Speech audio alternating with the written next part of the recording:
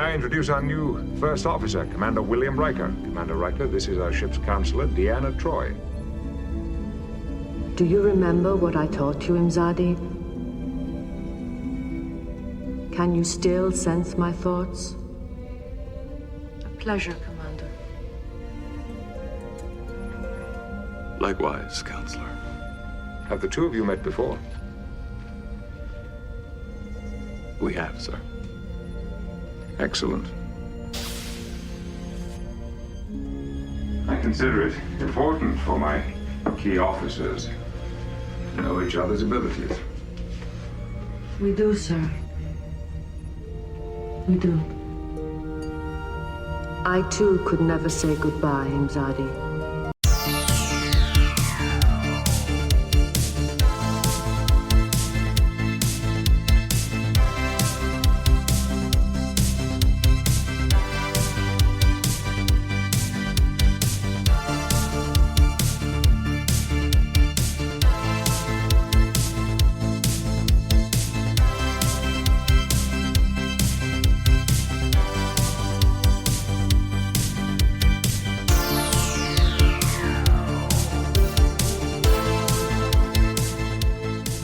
Welcome to Deep Space Pride, a gay Star Trek podcast. I'm one of your hosts, Johnson, and with me is my co-host, Mike Thurlow. Mike, how are you doing today?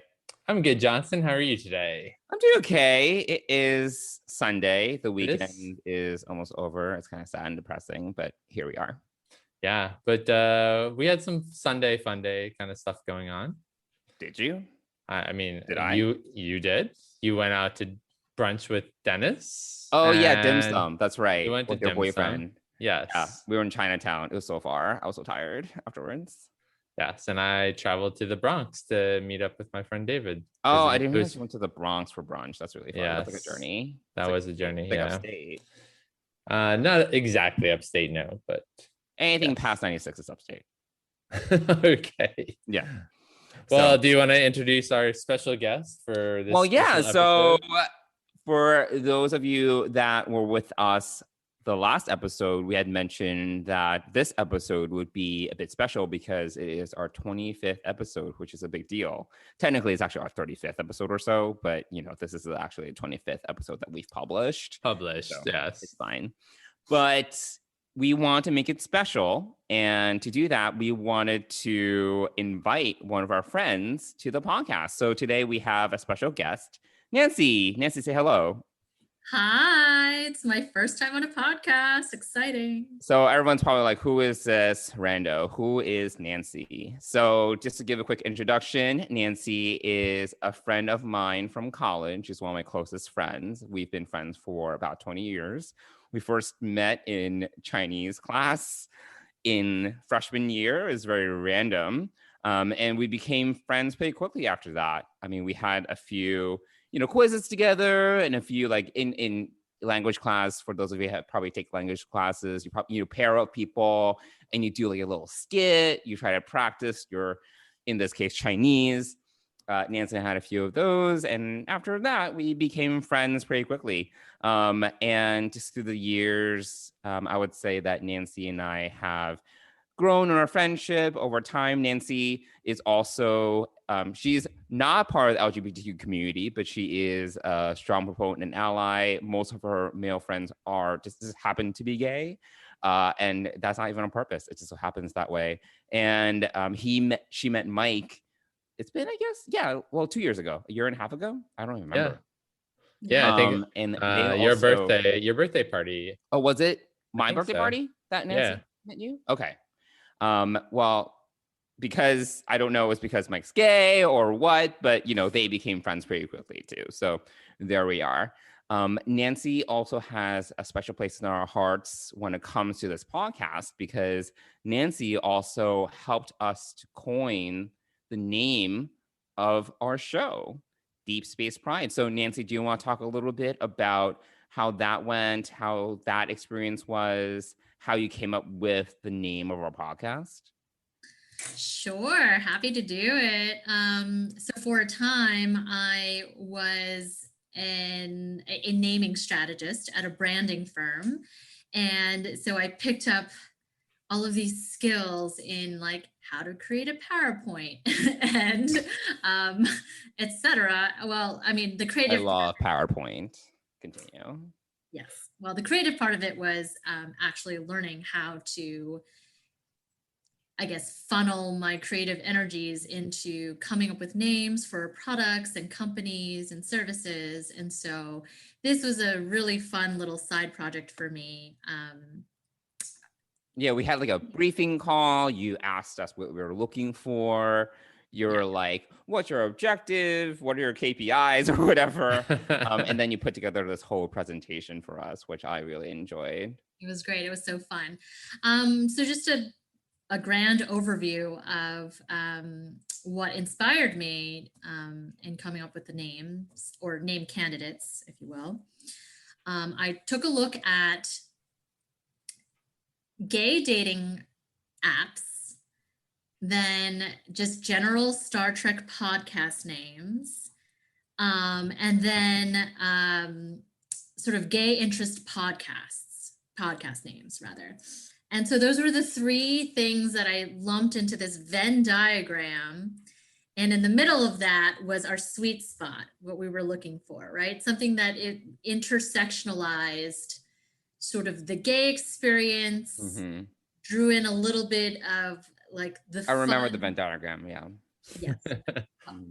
I'm just trying to, I'm a very visual thinker. So when Mhm. I explain things to other people, I try to do it in a very visual way. No, it was helpful. I liked it. I recall. And you even like, because when you did research on other gay podcasts and also Star Trek podcasts, I remember you kind of extracting some initial thoughts about those, what stood out to you, and how those elements you would potentially influence the name of our podcast. I remember it very, very distinctly.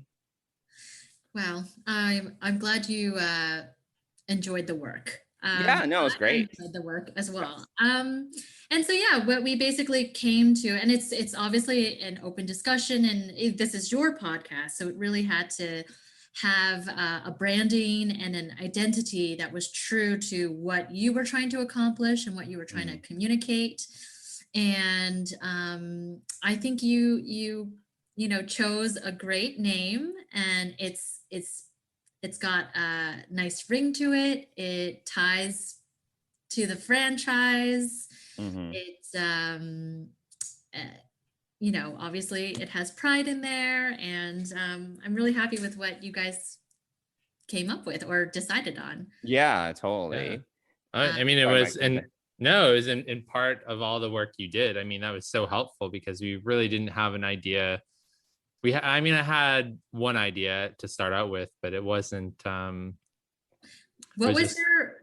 Are you allowed to like talk about? Yeah, I mean, it's yeah. Well, so the background of the podcast was that Johnson and I met through Dennis, and we would chat about Star Trek Picard, which came out over a year ago now.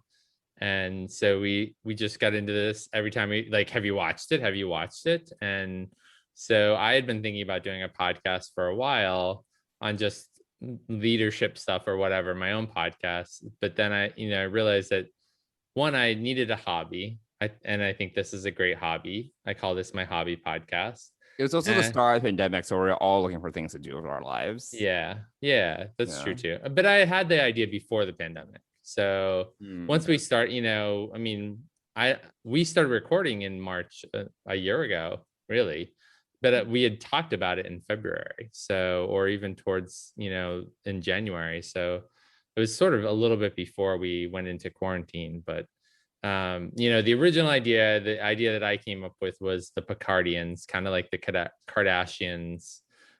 Because we were forming a friendship over primarily at the time Picard, but also we were both next generation kids who grew up watching it, and so that was kind of our foundation of it. And then so we, like, all of the early recordings say "Welcome to the Picardians" or whatever. So, when we wanted to go live with this, Johnson brought up bringing you into the mix to help us kind of ideate on ideas, because he wasn't in love with the Picardians, and And I mean, it wasn't either. It was just kind of an early idea just to give it a name the thing and then start the thing. So yeah, I mean, the whole presentation you did was amazing and so helpful and so insightful to bring in those three worlds, right? Dating, which we talk about. I mean, obviously I'm in a relationship. Johnson is out trying to be out there, but not really out there. Barely. And No movement. no movement. And we talk about Star Trek, obviously, but we also bring a gay perspective to it. So, well, fun fact, I knew Johnson before he came out of the closet. And at one point, he moved into my apartment for a little over a year and used one of my closets. So we have that connection going. Okay, so you made it sound like those happened like at the same time. So yeah, so I came out way before I moved in with you for a year.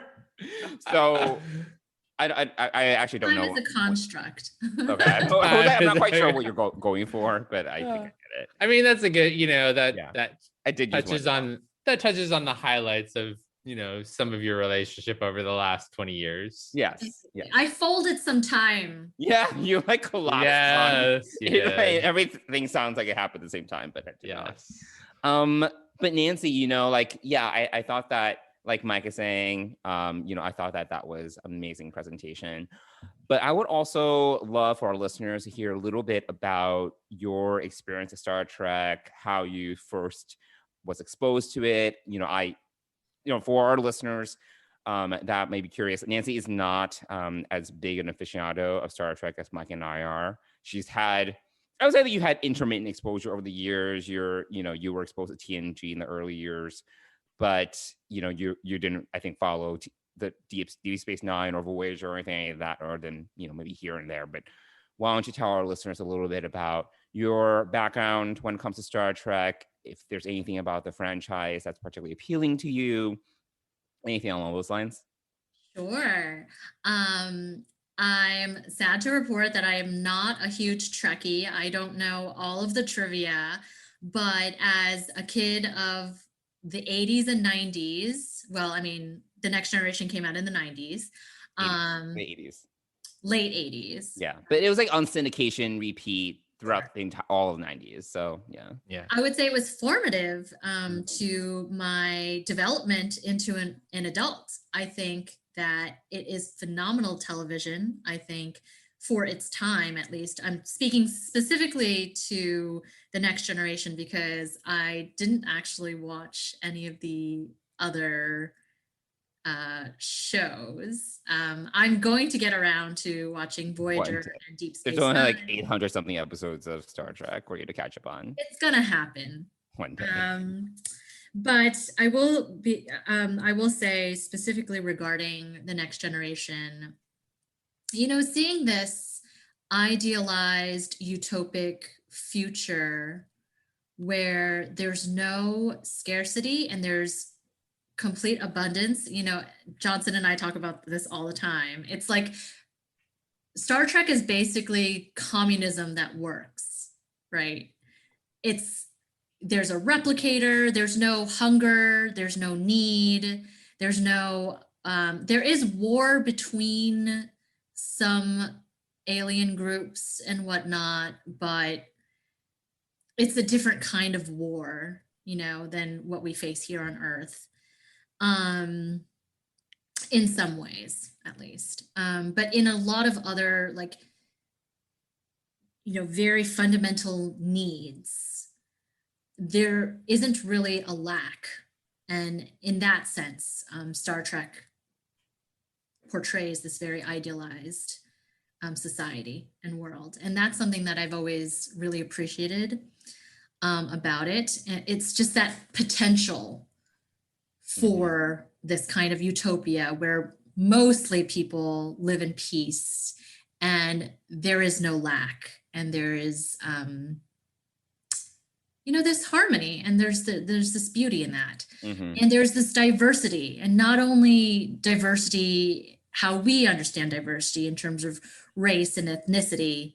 There's alien worlds and Klingons can get along with maybe not Romulans or Ferengis, but like Betazoids and etc. So even with that, there is very much a lot of diversity portrayed on the ship and in the universe of Star Trek.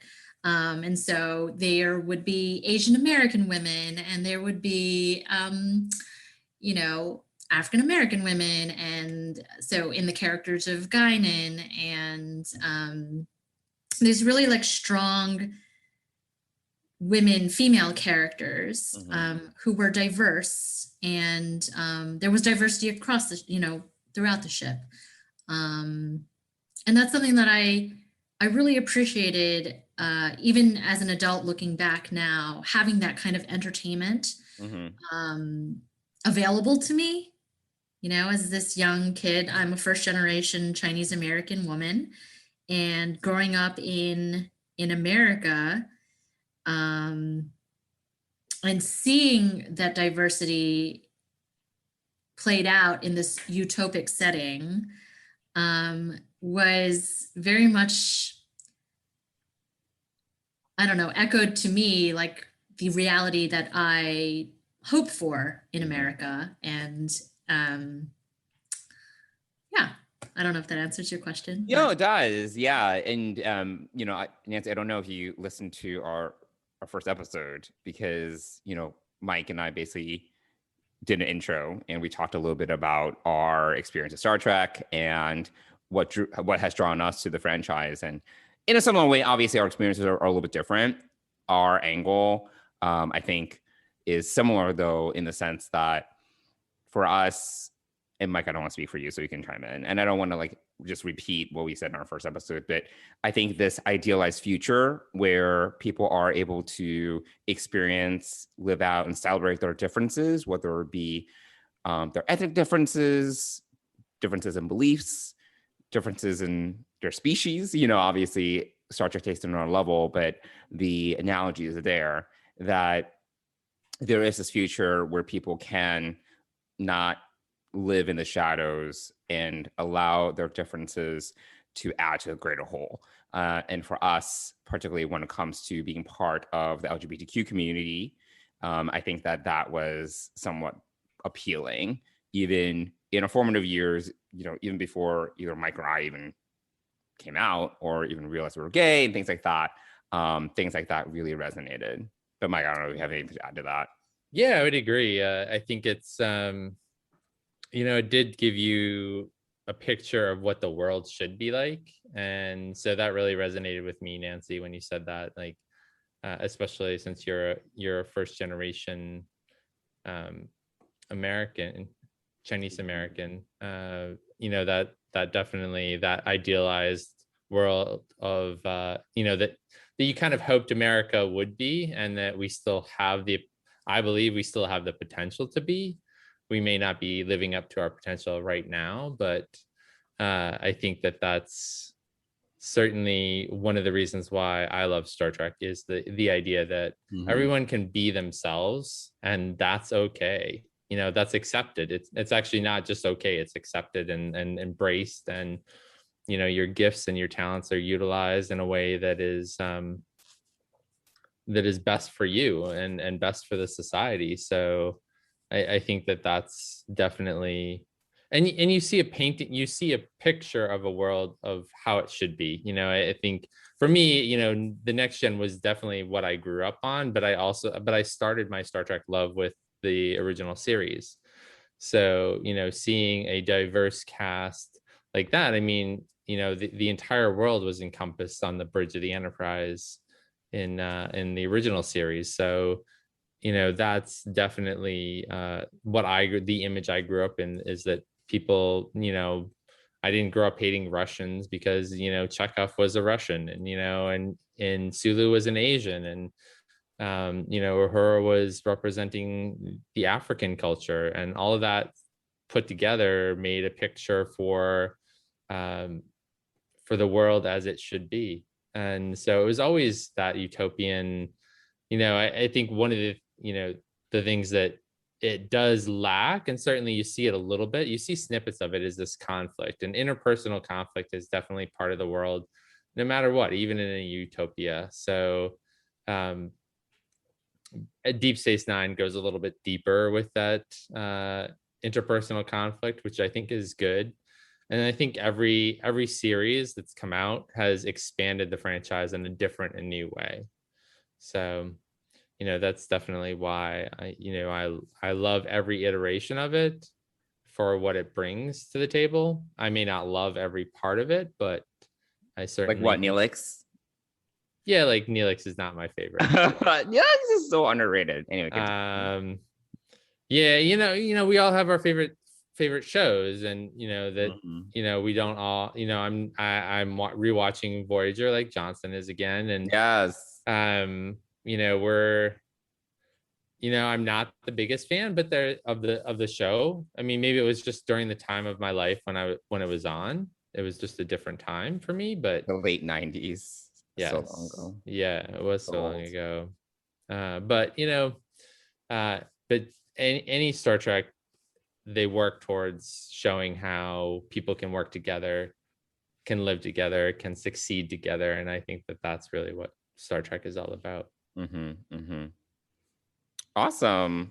Well, thank you for sharing, Nancy. Yeah, I think that we all have our different experiences when it comes to Star Trek. But I think that the great thing is it is one of those things that does allow us to kind of aspire for something greater and better.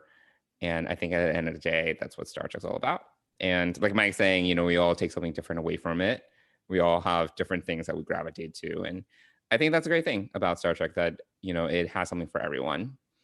Anyway, awesome. So as part of this episode, we wanted to continue our celebration of Women's History Month because it is March. And coincidentally, Nancy is a woman. So that helps. And our last episode was talking about some of our favorite characters. Well, Mike and I, rather, talked about some of our standout characters from The Next Generation. And we did not really touch on Deanna Troi because for whatever reason, Mike and I just didn't choose her as kind of like our main, like our favorite lead female of The Next Generation, or, she doesn't go into the supporting category either. But we're making it up to Deanna in this episode because we are going to be talking about Deanna Troi / Marina Sirtis for our entire segment. So yeah, let's talk about Deanna Troi.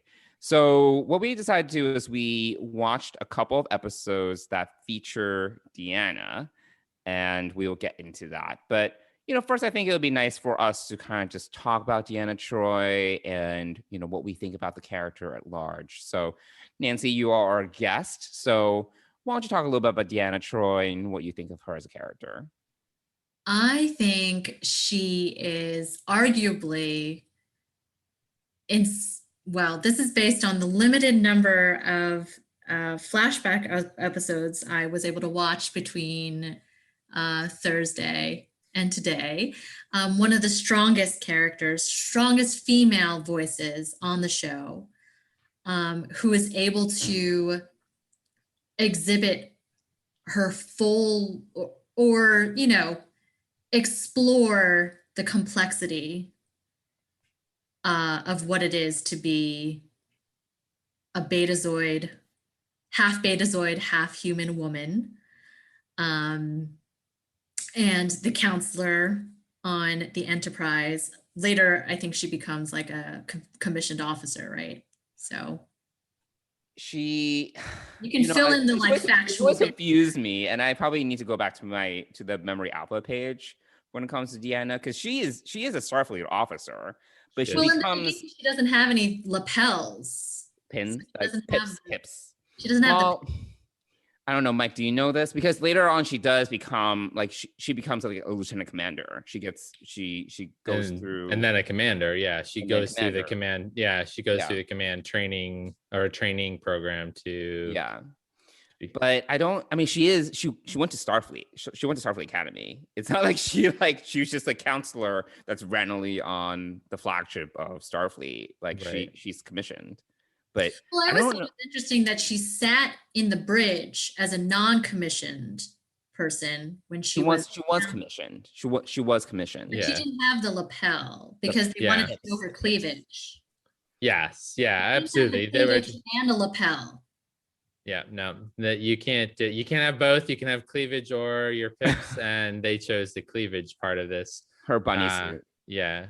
I mean, it was obviously to bring some sex appeal. Her first season outfits were drastically more drab and maybe a little bit more uniformy than her season 2 ones were. But one of the things that intrigued me about Deanna from the start was just her relationship. She had a pre-existing relationship with the first officer, and so that was always an interesting. Beta Z, right? Yeah. Well, did they meet at the academy? Or am I conflating like the novels with like? I think it might be. Yeah, I think I don't know. I think in Menage a Troi they talk about the last time they were when he left her. Yeah, he left her met. Beta Z. No, I don't know when they met. I'm sure it's explored somewhere, and when that's neither here nor there. But they had a pre-existing relationship, so that was always interesting. And she talked into his head from the start, So they did create that. I mean, honestly, it was nice to kind of see I hadn't seen Menage a Troi in a long time, and it was nice to see them, experience some of that romance. I mean, they kissed.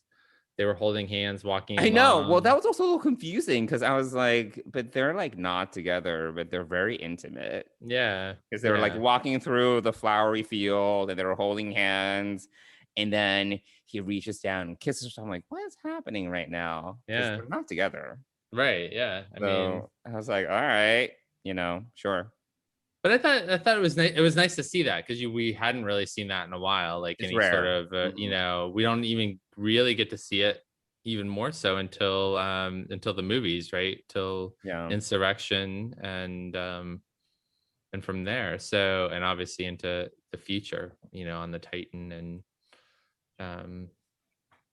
and so forth. But yeah, I thought, having an empath on I don't know what Jean's original vision of having an empath on the bridge was, or how that, I guess we should go back and look at kind of the Next Generation Bible that they created for the show, and kind of what the purpose of this crew was. But I thought that we needed a show with more women represented, and I think that's what Jean created. Female security officer, female counselor, a female doctor, so half the cast was female, and I think it definitely needed that difference. I think that, again, Gene was pushing the boundaries back in 1986 when he wrote this show to move women forward to some extent. Do we want to kind of dig into the episodes that we did watch and talk about how we've highlighted Deanna? Yeah. Some standout episodes for her. And Nancy, you brought a couple of these episodes you said, this is what I've watched. Can we talk about this one or that, this one? But why don't we start at the earliest episode? And we kind of skipped over season 1, and we all kind of generally agree that season 1 was kind of a crapshoot when it came to episodes. But so we jump right in with talking about The Child, which was the season 2 opener. Captain, obviously the pregnancy must be terminated for the safety of the ship and the crew. Worf, you can't assume the intent was belligerent. That is the safest assumption.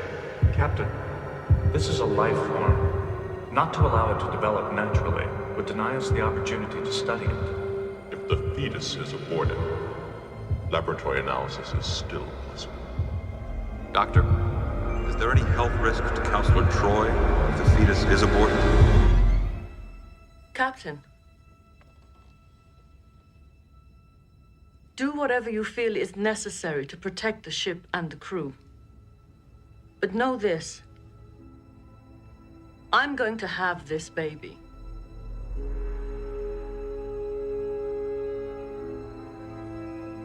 And it seems that the discussion is over. And Johnson, when you were watching it, you were like, look at all these.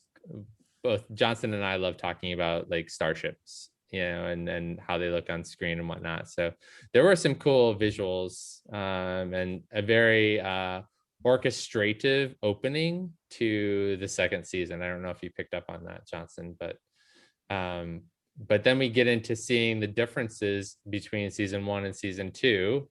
I think most notably, Riker got a beard, Wesley got a uniform, Worf switched to yellow, to gold, and is now security chief. We have Geordi, who's chief engineer, which they mentioned in this episode. So it's a lot of foundation, but then we get right into, as they're leaving orbit, this entity enters the Enterprise, and the introduction of Dr. Catherine Pulaski. Oh yes, yeah. There were actually a lot in this there was a lot in this episode because we like a reboot. I mean, there's a bit of a change. Yeah, I mean, like in addition to, there was some changes in the background, like like in terms of production, but so we got Captain Pulaski, we got Guinan. This was also Guinan. Yeah. So there were some. Dr. Pulaski is probably my favorite minor female character, just because like she cannot be bothered. She cannot be bothered. She's very, very different from Beverly Crusher when it comes to a supporting character or main cast. I have a lot of respect for this lady.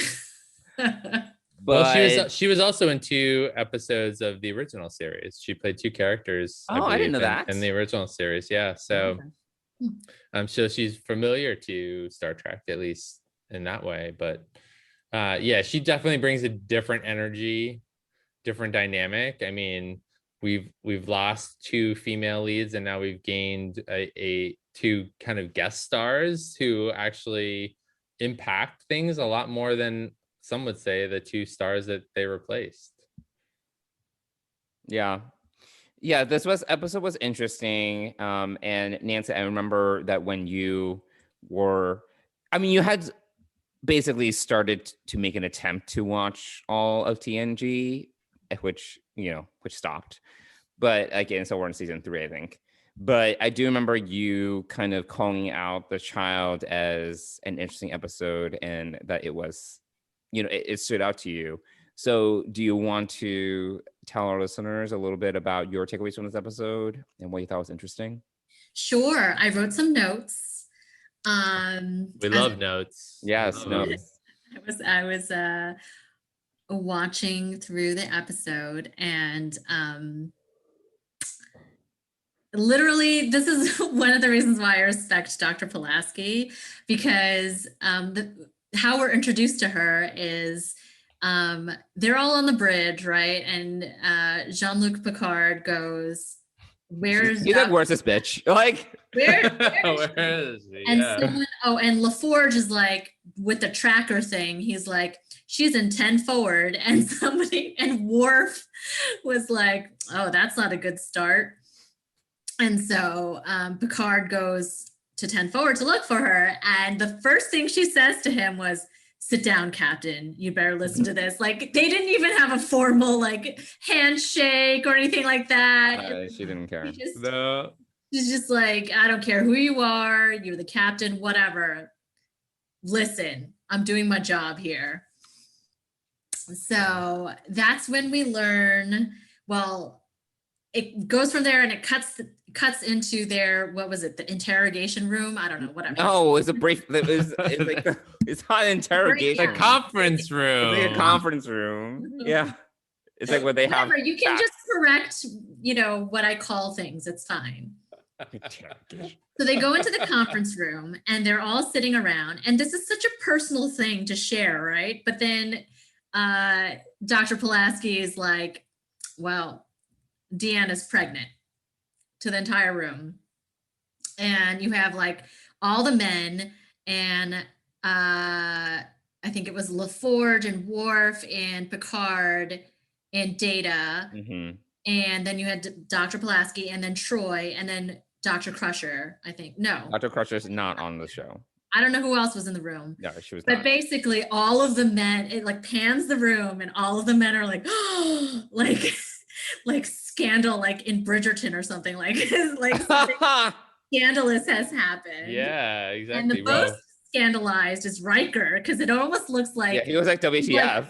He's like, who's the father? Did we do a mistake? Like, he does ask, like, he was the most incredulous. I don't mean to sound indelicate, but who is the father? Like, he almost like half screams it.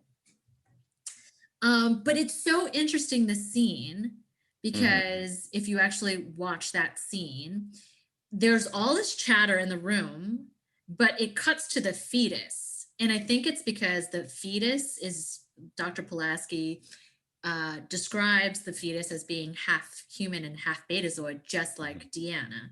So Deanna and the fetus have already have this like betazoid bond. And it cuts to the fetus listening to the chatter in the room.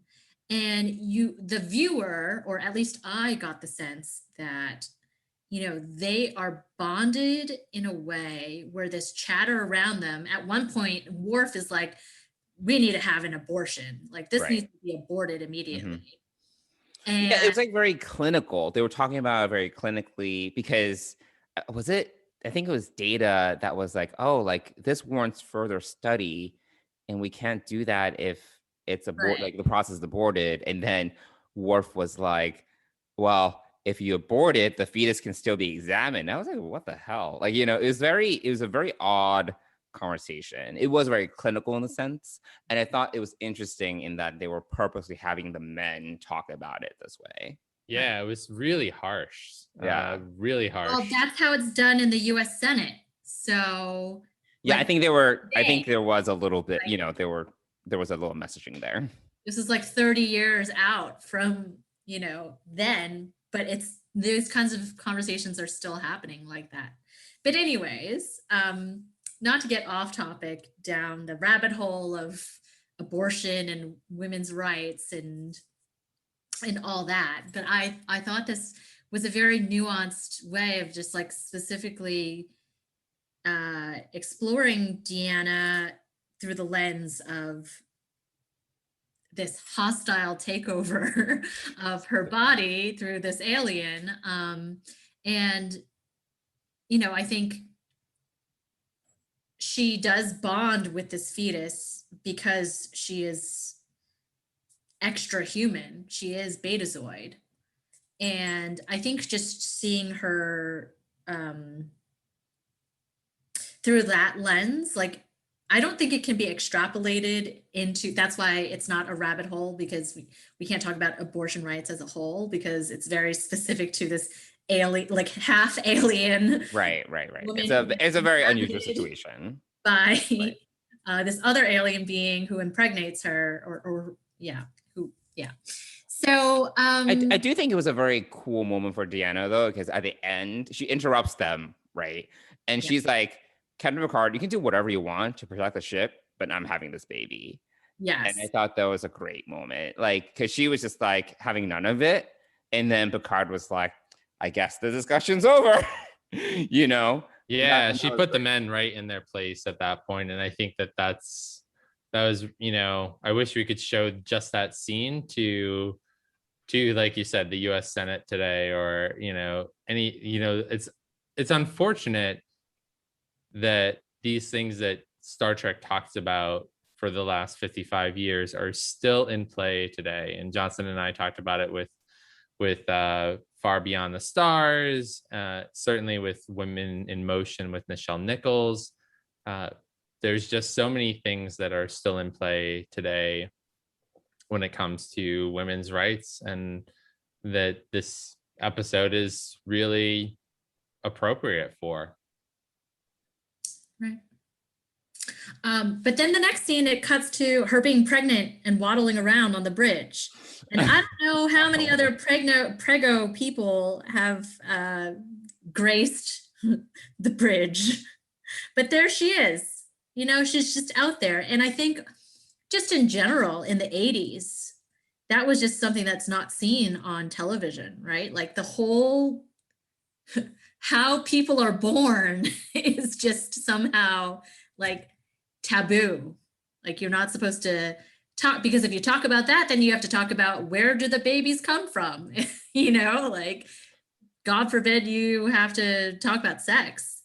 But kudos to her for going to work. I mean, I think that that's also a statement of she's still doing her job. She's still going to the bridge to do her job. And I think that that's a huge statement for women in general. Yeah. And I think it was great for representation's sake, to see it on the television and to just acknowledge that pregnancy is a state of being and normalize pregnancy, normalize, these things. So anyways, and I think, I'm not sure, I might be conflating all around, but there are very many times where like, Deanna's just able to ugly cry on screen. She's not one of these dainty criers where you see this like lone tear dribble down her cheek. She's like actively crying. And I think that like, I don't know if she gets a pass because she's half Betazoid to just be her full, like there's just this idea or this thinking of women that women are overly emotional, therefore they cannot be completely rational beings because the emotions take over, etc. But I think, this speaks to Deanna as a character that I respect a lot, is because she's able to fully, I think, portray or fully show her EQ and her IQ. They're never in doubt, just because she ugly cries, her opinion can be discounted, or just because she has this outburst, her opinion can be overlooked. It's like she can still be a professional. Like it's not like, yeah. And you don't really see that in any of the other female characters. They can't like explode 1 minute. They don't have these emotional outpourings in addition to their professional work. Dr. Crusher, for example, I think she's a very, I don't know if stoic is the right word, but she has her moments. Yeah. She has. It's not central to her character though, right? Because like Deanna, you can expect like, I want chocolate, I want to cry, I'm gonna, counsel you and be really great and professional, here. But she has these different facets that she gets to show. I think that comes with the territory of her being a counselor and kind of a new role that we've never seen in Star Trek before, is that idea that, it's not, she is not wearing a uniform per se, like a typical standard uniform, but she is respected on the bridge. I mean, she has the captain's ear. She does, is asked for her opinions, and she's also an empath. So that's sort of, I wonder if that's the excuse that that is given for why she's able to have these emotional roller coaster type situations happen and not have it be a problem because of the difference in role, the difference in, her being, she's not all human. So it's kind of, she's, half alien, and the alien half is the empath side. So I'm wondering if that's why it was so accepted. Yeah, she's like just more in touch with her feelings because, like you're saying, Mike, like it's part of her job to kind of be able to kind of tap into that a little bit. But yeah, is there anything else that we want to talk about when it comes to the child? I do like some of the Mike, you touched on this, but I do think that there are some cool shots in this episode. Like one, actually that shot with Wesley in 10 Forward was really cool, where you see the outside. Was excellent. Yeah. Yeah, and you pan down to deck 10 and you see him standing in the window. But then when you go to the interior and it's talking to Guinan and the ship pans away from the planet, and then it goes to warp. We rarely get that kind of shot actually from the interior of the ship when this is like now the nerd part of the conversation. Yeah, it is for but sure. you know, we rarely I want to sit bring there. up one final thing about Deanna in this Oh, episode. okay. Give me a second. But then when we go to warp from the interior of the ship, we rarely see that on TN. Yeah, So that was a really cool shot. And I had to think through that because I was paying attention. I saw that and I was like, "Ooh, that's we haven't seen that in a while." And then it's actually they're turning towards the sun because the sun comes into this shot. Yeah, and then they the keep on reflection, turn. yeah. And I was like, well, they can't go to warp until they're out of they're not going to warp around the sun. Right. So it's almost like they really thought through that shot. Yeah, it's a very cool shot. And the sun came, and then you had more dark, and then it wasn't until a few minutes later where they went to warp. So it was really well thought out, like how the ship, someone did their science homework and figured out, and here's where the planet is, and like took the ship and like turned it just so, and like really thought that out really well. That was great. That was great. And then even later, and this is minor, but when Deanna is putting Ian to bed, and then she like retracts the shade, I was like, oh, that's rare. We don't really see the shade come down a window. Yeah. Like I was like, oh, that's cool. Like just like these small details, and I was like, oh, that's something extra. That kind of made this episode kind of stand out a little bit more for me. Yeah. Sorry. Sure. And Nancy, what are your we went off on a tangent. What are some of your final thoughts? Those elements, but what I did notice during the birthing scene, she doesn't go full orgasm, but she is in a state of ecstasy. Well, she did mention that it seems like this birth was very different. Right. She felt no pain whatsoever. Right. But then you have Riker looking over her shoulder, and I got a hint of sexuality, like in that moment, like a little bit of a arousal, if you will. I didn't sense that at all. I mean, we go from she's pregnant on the bridge to she's having like maybe an orgasm. Like if the camera stayed on her a little bit longer, maybe we would have gotten there. Interesting. And it just, I don't know. These are all very like newish things to be able to like see. I thought it was more awkward because Worf and his security guards came in and they were just standing there, and I was like, this is really awkward. And Will was creeping in the corner. I was like, there's a lot of people here right now. Midwife. It's like all that's true. There's like all these men around her in these weird roles. Oh yeah, Data. Oh yeah, that was cute. He was peppering her with questions. Remember, right? She was about to give birth. He was just like, "What? Can you describe exactly how you're feeling?" Yeah, he had all the questions. Yeah. So cool. That was our overview of the child, and we had some interesting takeaways there. So why don't we move on to the next episode that we had watched, Menage a Troi, which is a season 3 episode. I get a great deal of satisfaction out of my work. Oh, well, I'm sure you do. I'm sure it's very rewarding in its way, but what about a family? This is my family. My friends here on the Enterprise. All right. In case I have to spell it out for you, I am talking about finding a husband, having a child. That's what made me happy.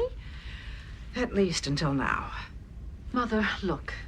Perhaps someday I will marry. But you have to let me make my own choices, live my own life, and not the life that you would choose for me. You had your chance with Commander Riker. Look how you ruined that. I did not ruin anything. We've become very good friends. Well, all the better. You certainly wouldn't want to marry an enemy. I see we can't talk about this. Very well. Have it your own way, little one. Little one? You called me that when I was 5. Now stop demeaning me and address me as an adult. I'll be home on Beta Z if you need me, little Deanna. So for those of you that may not remember this episode, this was a Loxana episode. So Major Pat Roddenberry made an appearance here as Deanna's mother. So Nancy was interested in your takeaways about this episode and what you thought about it. Well, It was very interesting and also very personal to me, one of the plot lines of it, because basically you have a mother coming in and telling her daughter what she ought to do with her life, which is to find a husband and settle down and have pop out some babies. And she is responding back, this ship is my family, the crew is my family. Like, I don't need that life, the life that you're trying to impose on me to feel content or to feel complete or to feel whole. And I really appreciated that that exchange between them. I mean, that's obviously not the point of the episode, but that was something that was brought up right from the beginning too. That's at the beginning of the episode. And why is that? Why does it strike a personal chord to you? Oh, well, and also, well, this is unrelated, but I was thinking a little bit about being half. She's essentially a hybrid being, right? She's half Betazoid and half human. And, I'm, as previously mentioned, Chinese American. I'm fully Chinese, but I grew up here in America to Chinese parents.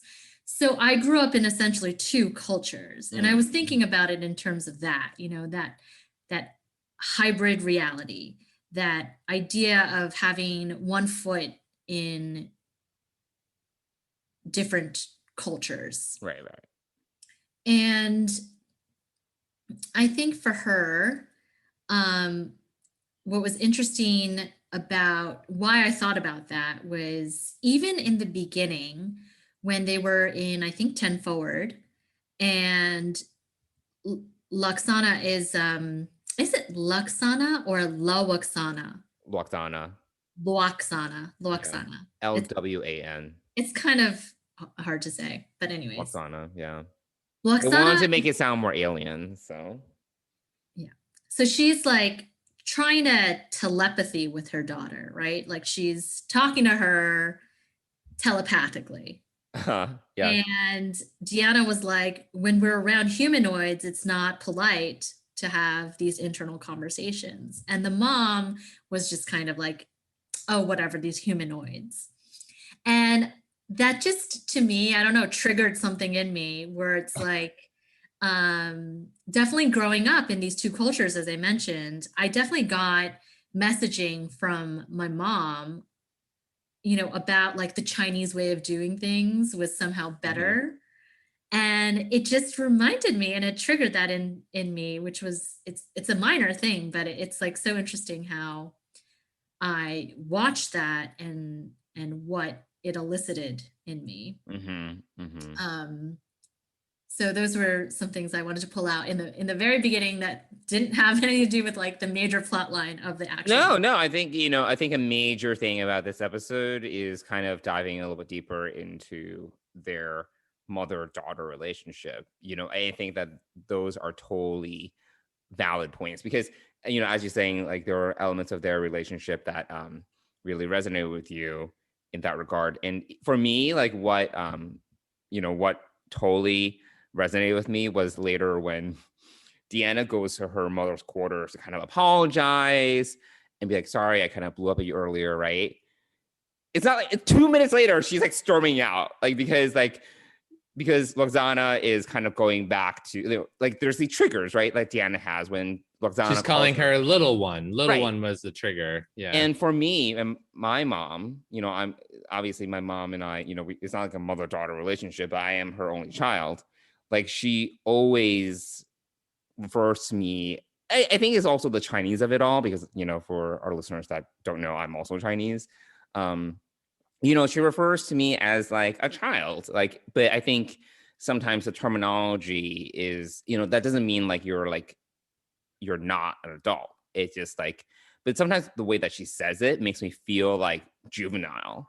And that scene totally resonated with me because sometimes my mom totally makes it sound like I can't make decisions or, I can't figure things out. And I'm like, I've been like living by myself for like 20 years. I think I know how to like do basic things, you know? So that scene totally resonated with me in just how, because sometimes the conversation with my mom will be like, totally fine, it's cordial, it's going okay. And then she'll say one thing and I go off the handle. And I think that this is totally what happens. Deanna goes in with great intentions. She wants to, settle things, reconcile, leave things on a good note. And seconds later, it's all over. But yeah, Mike, I don't know. Did you have any notes from this episode in terms of standouts to you? I mean, I think, I love the dynamic between Picard and Loxana. I think that him avoiding her at the very beginning was also very, very funny. And I'm trying to remember, I mean, I guess this is not the first time she was on the show. And it's been a while since I've watched like complete seasons of Next Generation. So I'm I'm pretty sure there are at least one or two other episodes where she's been on the show already. But there was like, I think Haven. I think it was a season 2 episode. Yeah, it's just funny how he navigates so far away from her. Like he says, "Oh, I'm gonna go show Data and I are gonna go show the minister like something. I don't remember. Turbo lifts, and like totally avoided her and I thought that really resonated for me. Like that's something that we can all kind of, either getting away from someone's mom or just getting away from an annoying person. I think that's very, very true to real life. So that really resonated for me. I as I said earlier, I really like to see Riker and Troy kind of rekindle that romance that we've always been hinted at. Even in The Child, his reaction is of someone like a spurned lover. Like, I thought I was the only one who, So, I think that there's that. The Ferengi. I don't know. Did you recognize? This is definitely not off. This is slightly off topic. I'm pretty sure Ethan Phillips is one of the Ferengi. What?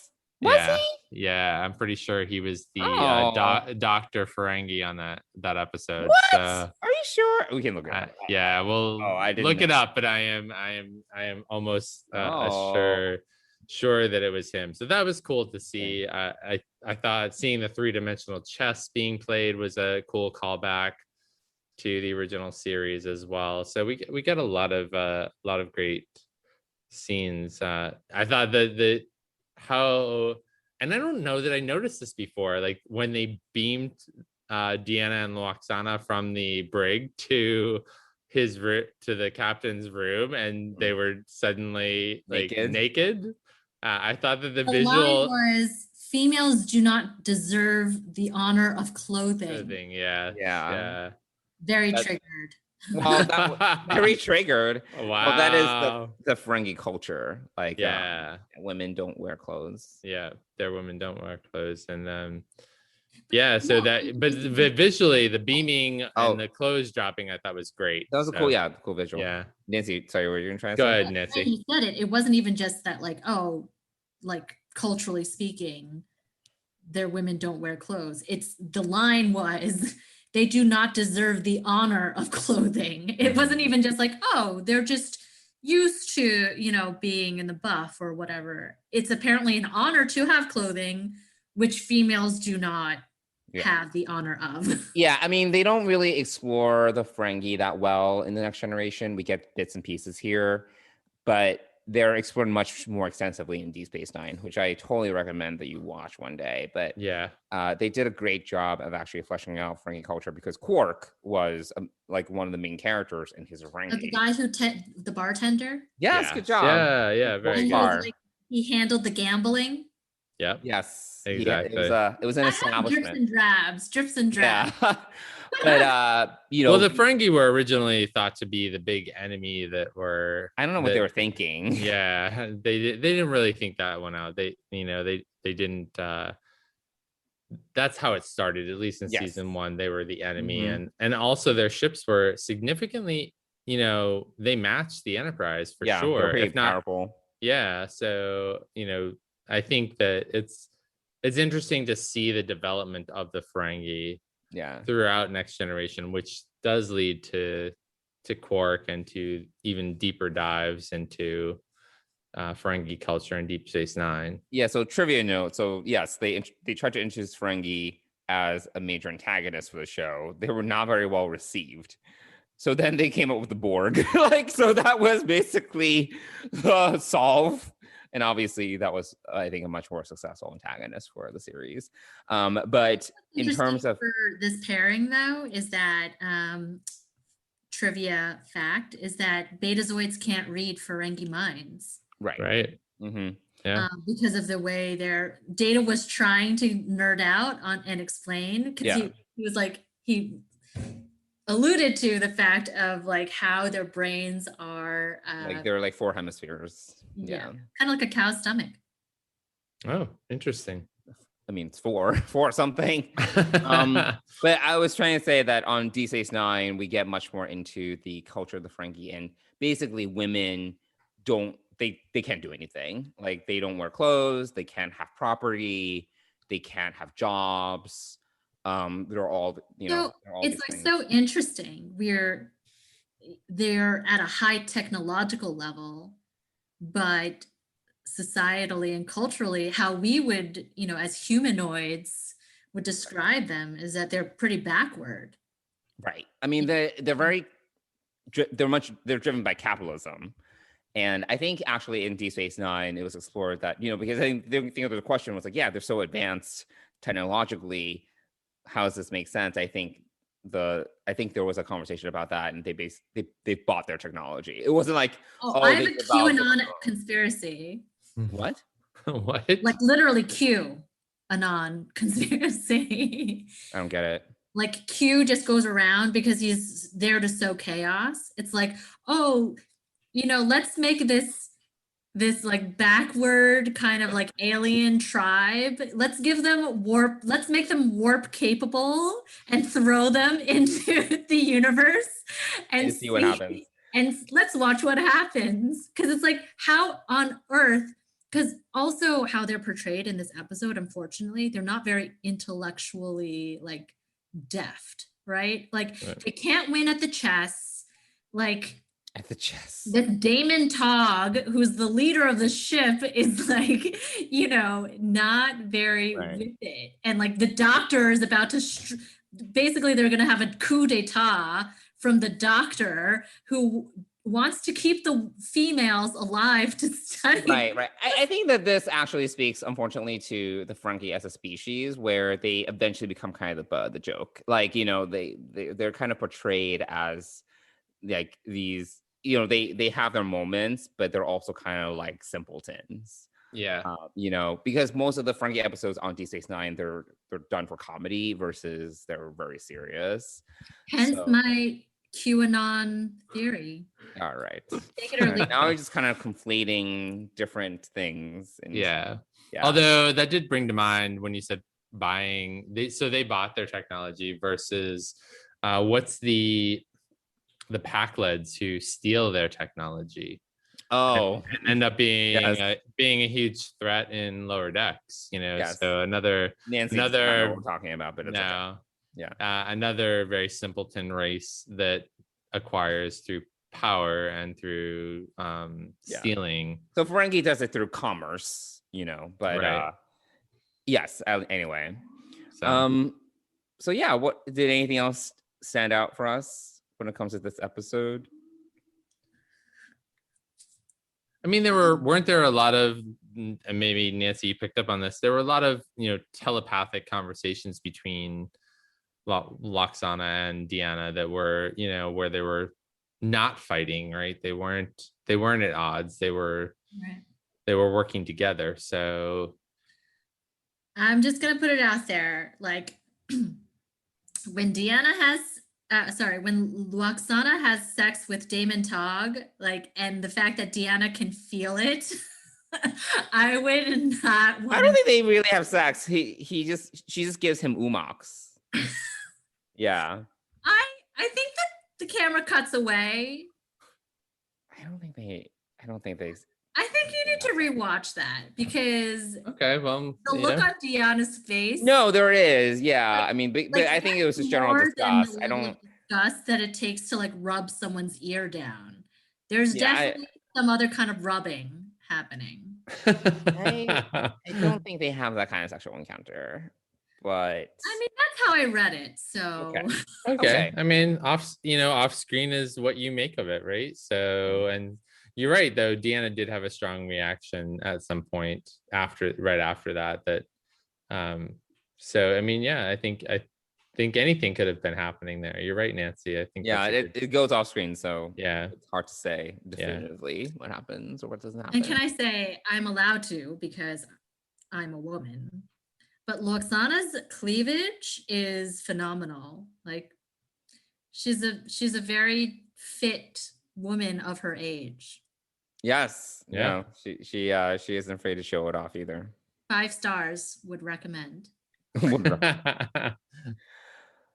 Cool. So we had a chance to talk through both The Child and Menage a Troi.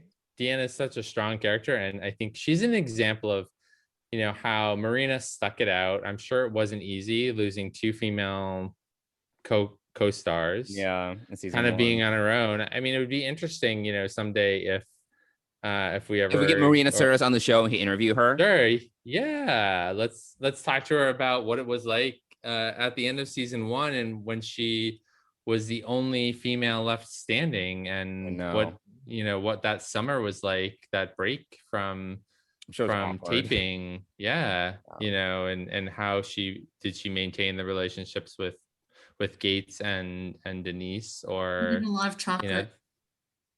Maybe she loves chocolate. Maybe. I wonder if she likes chocolate in real life. She probably hates it or something. But she's it's interesting because she is so much more outspoken now than I think she like Marina was. Sirtis, right? Yes, Marina. Oh my god, I see like a lot of her tweets because she takes on I follow people. Her. She's very political. Yeah, she is. Not shy. She is not shy, which I think is and great. she's like shady too. Like she's like, sometimes people will like respond to her on Twitter, and she is just like, she doesn't back down.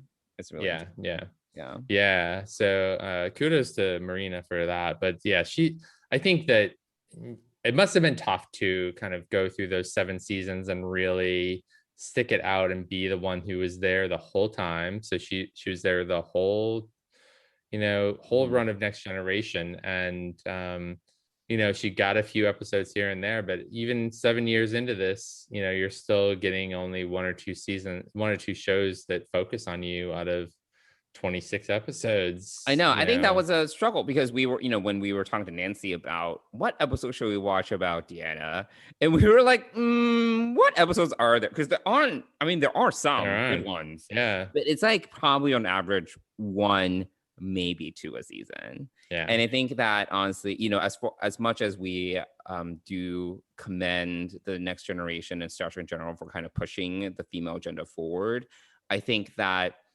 I think the women of the Next Generation kind of got shafted. Like, they were just, and Nancy, you referred to this earlier, like, like they're not really given like really rich, complex stories. I do think Deanna isn't enough. There is, like Data had so much to work with, right? Yeah. Like his quest to find humanity, right? And what it meant to be human. And that's really rich storytelling for them to tap into. But then that means that, Marina Sirtis and Gates McFadden are left with these side stories. Like they're basically leftovers, and they do their best with it. I would also say they invested a lot into little Ensign Wesley. They did. I mentioned that on the last episode. Yeah. Wesley Crusher got more screen time than his mom. Yeah. Yeah. So, yeah, no, but I do think that overall, I think our takeaway with Deanna Troi is that, both her and also Marina Sirtis, who played her, in a lot of these episodes, has a lot thrown at her. She spontaneously becomes pregnant.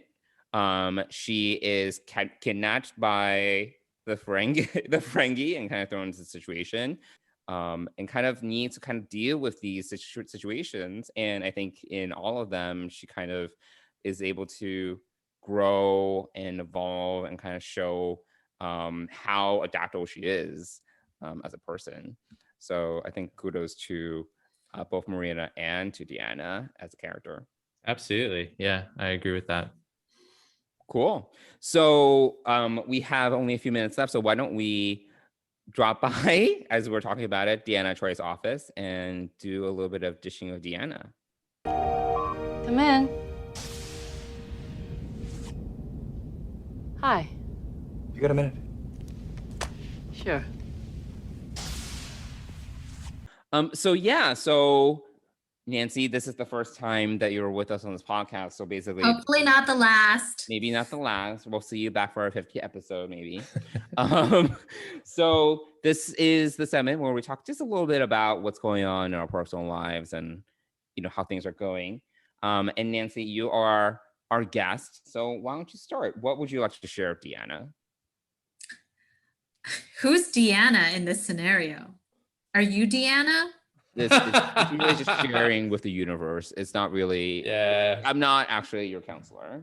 Yeah, this is where we share what's going on with our lives, with our listeners, not viewers. Listeners, no one's viewing this. No one's watching this. No one is watching this. So yeah, this is your chance to kind of tell us what's going on in your life. You know, you're out there in LA, New York City girl in LA, La La Land. Tell us what's going on out there. Yeah, I mean, we're 3 hours behind, so there's that. And I always constantly have to do simple maths to figure out when things are happening with my East Coast buddies. But fun personal fact, my birthday is tomorrow. Yes. March 8th, which is always International Women's Day. Hooray. So yeah. I'm happy to be able to say when people wish me a happy birthday, I can wish them back a happy International Women's Day. Yes. Was there something else I was supposed to share? Oh my gosh. Well, whatever you want all, to share. Well, all right. So let's ask you since you need some help, we'll be the counselor Yeah, and help. ask some leading questions here. Counselor So you needs to ask some leading questions. Oh, wait, So- I have another thing to volunteer. So in the spirit of, I just saw Nomadland, which was very beautifully done. I didn't watch it. I don't recommend it for people who really like strong plot lines, because this is a little bit nomadic and meandering. Mhm. But it's beautifully shot and there are some beautiful vistas in it. Asian how it director, relates right? to my Is life- that was that the big thing? Asian director? Yes, Yes. Chloe Zhao. She's Mhm. Chinese, not Chinese American, and she just won the Golden Globe. Globe for Mhm. directing. Very good. Yeah. How that ties into my life is that I'm currently a nomad out here in LA. I've been staying at the invitation of a friend out here, and And it's been how long? 8 It's- months? 8 months? it will be 7 months soon. 7 months. Okay. In the midst of the pandemic, because everybody's at home all the time, he decides to completely renovate his home. So we have been on a nomadic journey, living in all different parts of LA, whilst the work is happening in his house. So here are the places we've lived so far. We have lived in the Pico Robertson area, which is a part of LA. It is what it is. We've lived in Pasadena, which is kind of like Little Asia, which was Mhm. amazing for food Food. exploration. It was a wonderful 2 weeks, but it was also very fattening. Or sorry, 1 week. We were there for 1 week. We are here in Beverly Hills, and tomorrow we are going to move to Studio City. So it's been fun hopscotching all around and getting a feel for different neighborhoods. And Is the end in sight for this nomadic, how are renovations proceeding? Like, are you going to go back to your friend's house? Well, that's we shall see. I mean, if anybody has gotten anything renovated, they tell you Like, it'll what's be done the in a new month. ETA? Like, is there like a not even like an You know, estimate? they say that you can move into one part of the house right now, but Okay. we've been, and it's just like, do you want to breathe in dust like every second? Like it's not pleasant. It's not optimal. I mean, first world complaining here. Yes, first world problems. Very, very first world, very privileged, very, I feel nothing but gratitude. And also, I've learned that I don't mind this nomadic life. Like, being a nomad is kind of fun. It's kind of an adventure. I've kind of pared down, like I wear the same 3 outfits. We're living out of a carry-on suitcase and, 3 other things, and like paring down on my toiletries because I don't want to keep on dragging around all these bottles and tubes and etc. So the simpler life. Okay. Yeah. Sounds very cool. Well, what about you, Mike? What's going on? Tomorrow's also a special day for you, right? Actually, so while we were talking earlier, I was checking because I couldn't remember. It's actually today is actually. Oh, look at you! So why don't you explain to our listeners? Yeah. So actually, it's yesterday technically. So 10 years ago yesterday, I took the train down from Providence, Rhode Island, and moved here to New York City. And so today would have been my first day on the job where I worked for many years. And then was that Apple? That was Apple, yeah. Okay. Yeah, I worked for Apple down here for many years. And so yeah, today would have been 10 years ago was my first day at my new store down here. So cool. So yeah, so it's actually passed. I don't know why the 8th had stood out to me. I thought the 8th was the Monday, but it wasn't. So how does this anniversary make you feel? Tell us everything. I mean, I haven't actually. I was going because I thought it was in the future, so I thought I still had time to process it and like put my thoughts together. And now that it's not, I mean, coming to New York certainly has changed my life. It's been the song, if you can make it here, you can make it anywhere, I think is very true. And in fact, over the years, a number of people have told me that specifically who have grown up in New York, that if you can come to New York and stick it out and be on your own and do this, like you can do it anywhere. And so yeah, it's definitely been not the smoothest trip all the time. And it's funny because our mind kind of leads towards all those things that went wrong along the way. But in all honesty, like at this point, 10 years on, I am super happy. I am super fulfilled. And I'm just happy to be here. I met Dennis here. We are, so it's just it's a great feeling to, officially be called a New Yorker. Yeah, I think, for those listeners that don't know, and I've mentioned in the past, but both Nancy and I are native New Yorkers. So I think in some ways we kind of take it for granted as to how interesting New York living can be. I mean, it's very enriching, and I think that there's a lot that the city offers.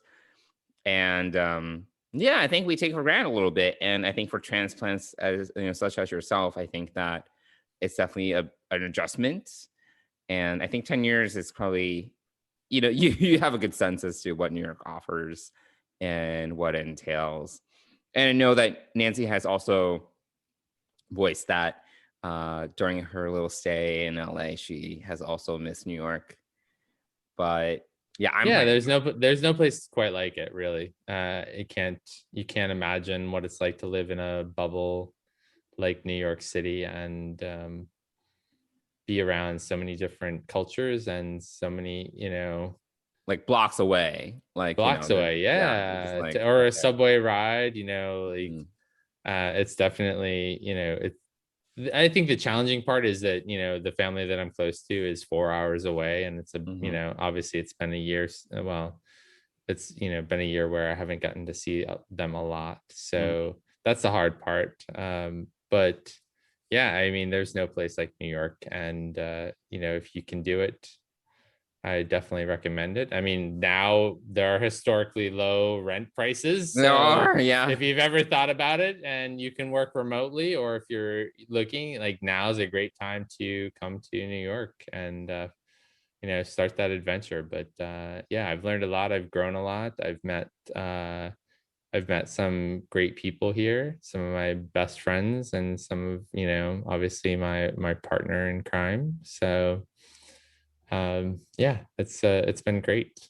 So Yeah. it's kind of yeah, it feels good to, I guess I'm glad I didn't think that it was yesterday, because that would have probably put a little more pressure on yesterday. But yeah, it's good to be, to have that milestone in the books. So yeah, that's what's going on with me. What about you? What's new in Johnson land? Have any more fish killed, disappeared, Not or yet. been eaten by Yes. your enemy? Not yet, my enemy. No, my fish tank is actually doing okay right now. It's like week to week there are new things, but right now I would say the past 3 days it's been pretty good. It's been a quiet news cycle for the fish tank. Yeah, so no dead fish. I do have a couple of fish arriving this week actually that I'm very excited for. Did the listeners know about the suicidal fish? I think I've mentioned, so, yeah, I've mentioned how there have been fish that have left to their deaths. Yeah. Yes. But right now, no, there haven't been any major deaths. I would say in the past 2 weeks, which is good. Several have disappeared. Yeah, there have been some Your anemone is a hungry one. Well, those are the dumb fish that kind of just don't have the right survival instincts, I would say. But yeah, the fish tank's good. Work is good. I'm starting to. This is my 3rd month at my job. Bravo. Yeah, I'm starting to kind of find my groove, I think, and kind of figure out how things work. I mentioned last week I'm kind of just, I've adapted to kind of the pace of it, but I'm also just knowing, like, I think the thing about any new job is knowing the right people to kind of talk to about certain things, and this person is a person to talk to if you want to get this done, or this person is a person to talk to if you want to know something, like, so that's honestly been a big part of my first 2 months, because this is definitely a bigger company than my previous agency. So I think that I'm starting to get a sense of that. I don't think there's anyone, because like at my last job, I had like a work spouse, like someone who I just like really connected with and just got very attached. We would chat about everything, kind of like problem solve things together, and kind of like, we were partners in crime. I don't think there's that yet for me here. I think the remote thing is definitely, that's definitely a big factor. Like, because we only talk if something needs to get that. We can't like go out for a coffee, like if we need to discuss a client issue or get on call, like, that's when we chat. There aren't these like opportunities to have a very casual, just spontaneous conversation. And I think that is something that my last job I was at for 7 years. So that was different. Like I knew who was who. I was, you had these, by the time that the pandemic started, I had all these established relationships. So it was different. Now I think it's a matter of trying to figure out how to kind of develop those kind of relationships, but in the context of being all remote. So anyway, that's me. That's how I'm doing. But yeah, that's it. That's our drive-by with Deanna this week. So cool. All right. Well, we should give a quick shout out to Fansets, one of our sponsors for the Trek Geeks Podcast Network.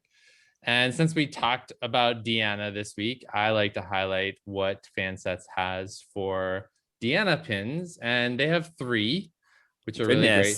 3 Fanset pins. They do. And so they have a micro crew pin of her.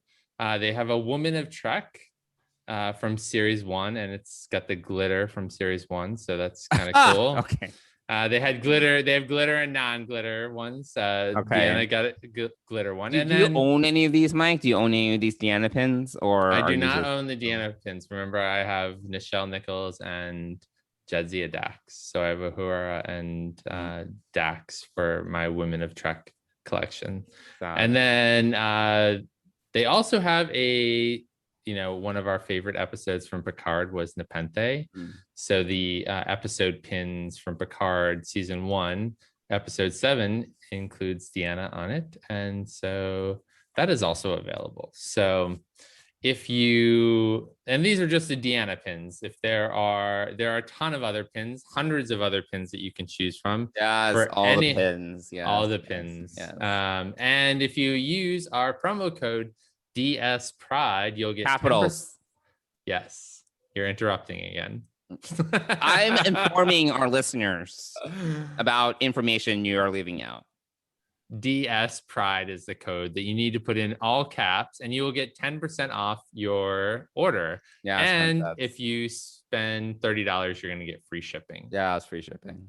There we go. So check out Fansets at fansets.com. And I believe that if you still go to trekgeeks.com/vote, you can vote for your favorite choice for a new Women of Trek pin, and also win both the Series 1 and Series 2 collections of those pins if you're so luckily chosen. So go there and vote on your favorite Woman of Trek, and maybe they'll get chosen to be part of Series 3's Women of Trek pins from Fansets. Yeah, Fansets. There we go. Cool. Well, Nancy, thank you so much for being our guest. Our first guest. Yeah. Yes, our first guest. So fun. I feel so honored, and I'm also honored to be clothed. To be able to wear clothing. Because are you usually kind of just in loungewear? Well, I'm not usually, taken hostage by Ferengis, so I do have the. Oh, okay. Now yes. The reference was slightly lost on me, but now I understand. Thank you. I got you, Nancy. I was like, what is that reference? Knew right where she was going. It with was that. so slow. Same wavelength. Yes, exactly. So it's been great having you here. We appreciate all of the help you gave us in launching Deep Space Pride and your friendship. And I would be remiss if I didn't plug our mutual friend Sarah, who helped spitball some ideas for names. And thank you, Sarah. Is a collaboration. A collab with her. Yeah. Awesome. Well, Thank you to Sarah. Thank you to Nancy. It's been great having you here with us for our big 25th, probably pretty close to our longest episode ever. Yeah, it's been ongoing. Yes. So because that's what happens when you have like another person being chatty Cathy and going on and on as we usually are. And Johnson's been really well behaved when we've had a second. Oh my God, another person. 45. Goodness, get out here. Yeah. So that about does it for our 25th episode. So hopefully this was enjoyable. It was hopefully enjoyable for our listeners to hear another voice kind of in our usual banter. And don't we want to hear our listeners' voices? Okay, you know what? That's exactly what I was trying to segue to. So I appreciate you interrupting me. Wow. So, Mike, do you want to tell our listeners how they can reach us? Sure. They can email us at deepspacepride@gmail.com, or you can send us a message on Instagram or Twitter at deepspacepride. We'd love to hear from you. And also, we would love it if after 25 episodes, if you've been along for part of this journey or you're just new, maybe you know someone you could share this podcast with and help us grow our audience. So if you would kindly subscribe, share, and review our podcast. That would be awesome to help us out. I just subscribed. Okay, well. Wow. After I'm a 25 subscriber. episodes. I would rate this 5 stars. Highly recommend. Highly recommend. Well, just thank like you. Lola Sultana's cleavage. That's great. Sultana's cleavage. Yes. Cool. So, well, thanks everybody. This has been a lot of fun. And Nancy, thanks again. This has been a great episode. And Yes. we will have to do this again in the future. Yeah, and we will be, for our listeners that are going to be listening to us, we are going to be continuing our Women of Trek series for the remainder of March. So I believe our next episode will be covering some of our favorite characters from Deep Space Nine, which I'm very excited to talk about. So stay tuned. We love Deep Space Nine on Deep Space Pride. Yes. Cool. All right. Well, thanks, guys. Thanks, listeners. Thank you, everybody. Thanks again, Nancy. And we'll see you all next week. I had a blast. Bye. Bye.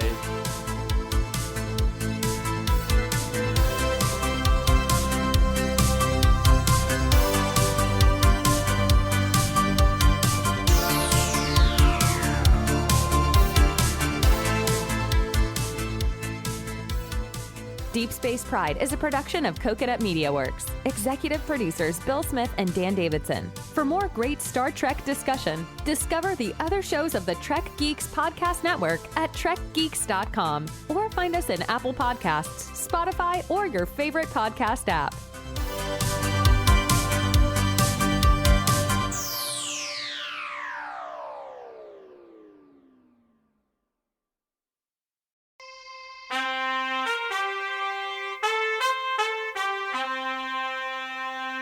Coconut.